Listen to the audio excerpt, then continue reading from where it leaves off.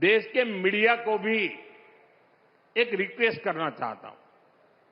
वैसे मैं मीडिया को हर प्रकार से झेलने के लिए ईश्वर मुझे शक्ति दे प्रार्थना करता रहता हूं, लेकिन आज मैं उनको प्रार्थना करता हूं कि कृपा करके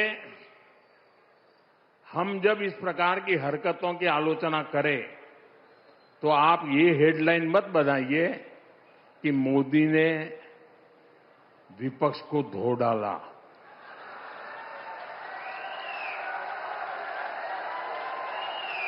आप कांग्रेस को बचाने की ये चालाकियां बंद कीजिए। ये विपक्ष विपक्ष करके आप कांग्रेस को बचा रहे हैं और विपक्ष में जो और साथी बैठे हैं वो भी समझ गए हैं कि पाप कांग्रेस करती है और भुगतना उनको पड़ता है। और कांग्रेस की इकोसिस्टम हर बार बच के निकलने का एक खेल खेलती है कि पाप कांग्रेस करे, आलोचना कांग्रेस की हो, गुस्सा कांग्रेस पर हो, लेकिन मीडिया में कांग्रेस नहीं दिखती, विपक्ष शब्द दिखता है। क्यों भाई? क्यों कांग्रेस को बचा रहे हो? ऐसा करने से आप न कांग्रेस को बचा पाते हो, न कांग्रेस को सुधरने के लिए मजबूर करते हो। अगर आप एक बार छापना शुरू कर दोगे, बोलना शुरू कर दोगे, ये जनरल विपक्ष का दोष है। और देखिए दिल्ली में जो हुआ, क्या उसमें कोई टीएमसी के लोगों ने पाप किया है? नहीं किया है। डीएमके के लोगों ने पाप किया है? नहीं किया है। बसपा के लोगों ने पाप किया है? नहीं किया है। फारूक अब्दुल्ला जी की पार्टी ने पाप किया है? नहीं किया है। सिर्फ और सिर्फ सरफरे नेता, कांग्रेस के बेलगाम नेता देश को तबाह करने पर तुले हुए हैं। अगर आपको प्रधानमंत्री की कुर्सी पर बैठना है तो पहले आपको जनता के दिल जीतने पड़ेंगे।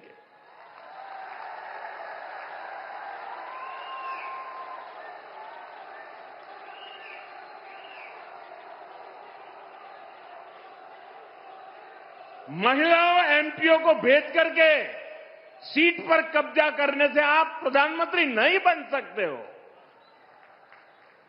और माताओं बहनों को इस प्रकार से आगे करने की क्या मजबूरी है आपकी? क्या इतने खोखले हो गए हो आप लोग? साथियों, कांग्रेस देश के लिए बोझ बन गई है और मुझे इस बात का संतोष है कि दिल्ली में जो घटना घटी, कांग्रेस के सभी साथी दलों ने कांग्रेस की भरपूर आलोचना करने की हिम्मत दिखाई है।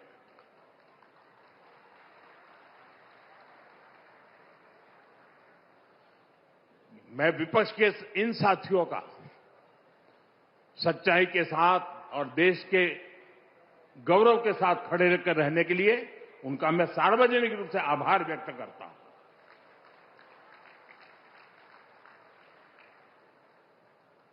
साथियों, भाजपा सरकार के लिए देश का विकास, यूपी का विकास सर्वोपरि है।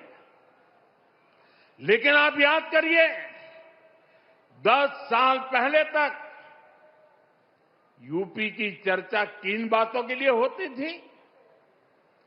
हर किसी को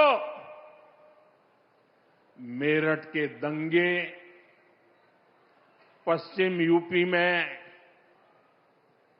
क्रिमिनलों की गैंग, खराब सड़कें, बिजली की कटौती और पिछड़ेपन की परिस्थितियां, यही कुछ चर्चा में रहता था।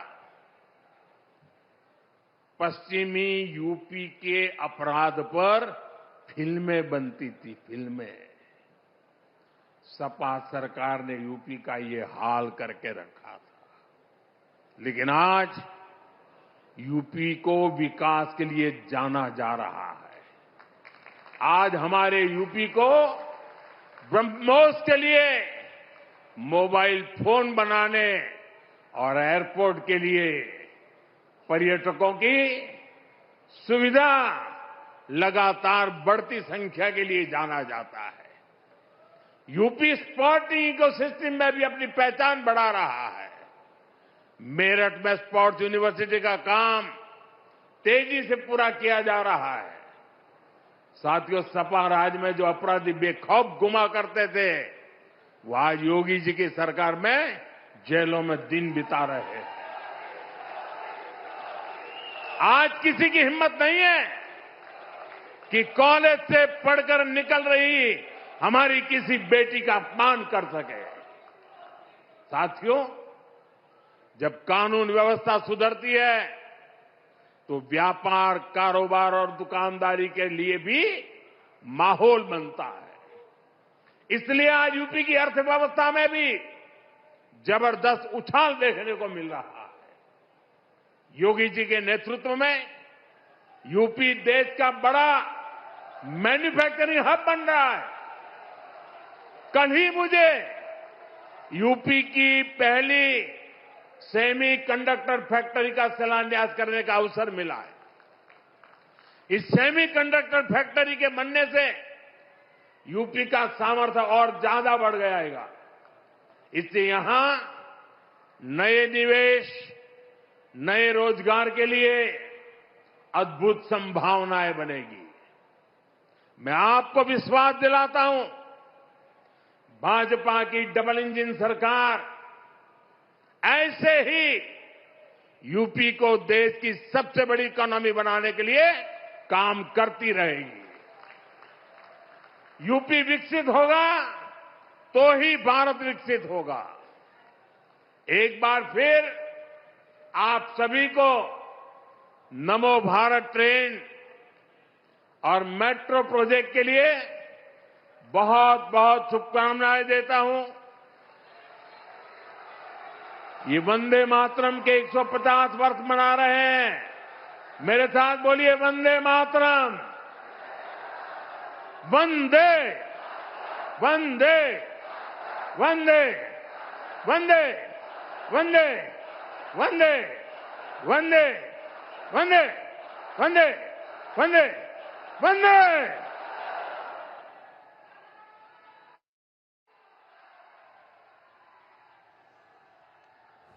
बहुत बहुत आभार माननीय